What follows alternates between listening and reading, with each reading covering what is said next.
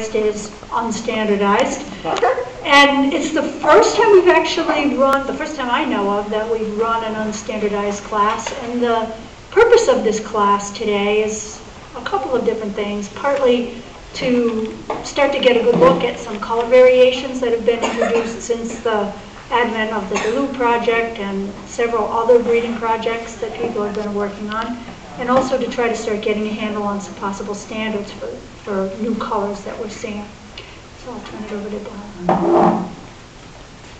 All right, and this class will do the first, second, and third, since this is for ribbons but not for points. So the first place winner didn't go on to the Best in Show.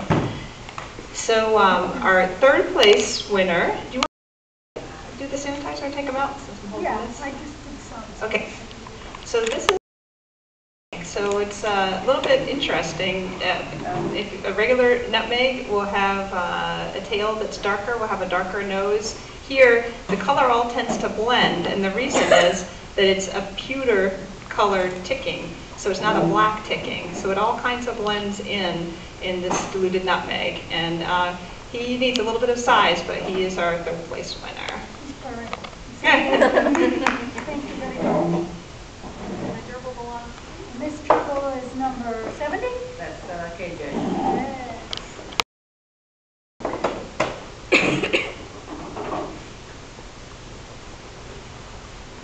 And our second is this nice big male, and he's classified as a color point nutmeg.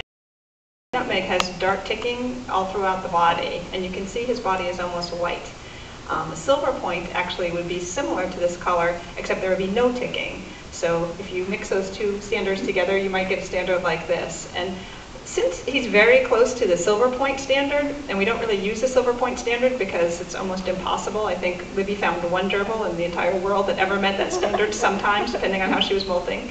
One thing that we might consider is to extend the silver point standard to say that, minimal ticking is acceptable, but the white body is ideal, which we've done in other standards where it's almost impossible to meet it. So for example, on a Himalayan, we've said that the dark feet are desirable, but since we never see the dark feet typically, it still is a color that you can show. So that's one idea, to bring this to a more standard color.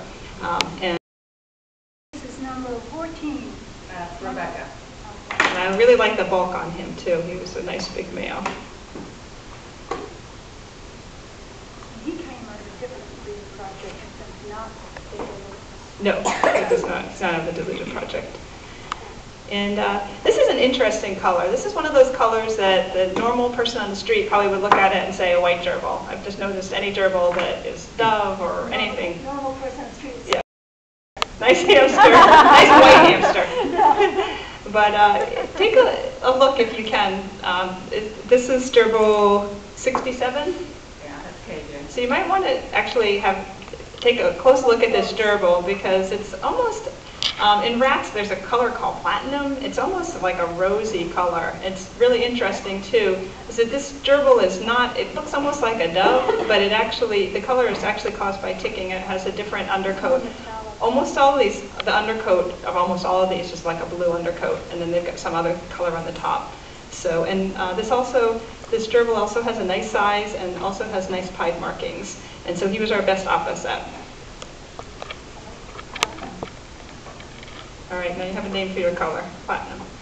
Well, I don't actually know if that's what platinum is, but you can look it up. I just remember with rats, with rats, there was a color that was like that.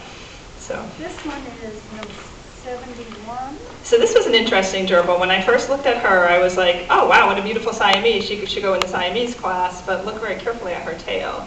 The tail of the Siamese is sepia, which is almost black. It's like a dark chocolate bar. And when you look at her, you see that her tail is more like a mocha or a regular milk chocolate. And when you look at her nose, if she'll show her nose, the points blend more into the face. But it's almost like, if you've ever seen like a chocolate Siamese cat versus a regular Siamese cat. And she just was really beautiful. Her body type was beautiful, her coloring was beautiful, and I just thought it was a very interesting color. So I gave her first for the unstandardized class.